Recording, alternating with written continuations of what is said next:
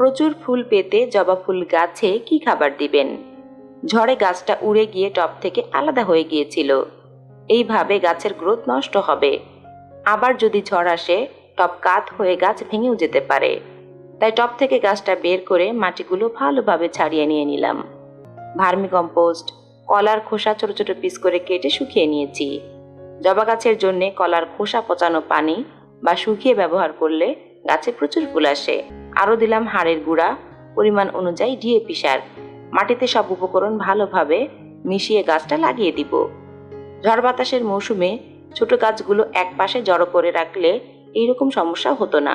কিন্তু কি আর করা, ফুলসহ গাছটা এখন নতুন করে রিপোর্টিং করতে হচ্ছে।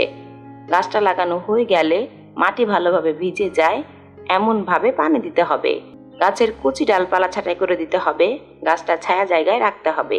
3-4 দিন পর রোদে দিতে হবে।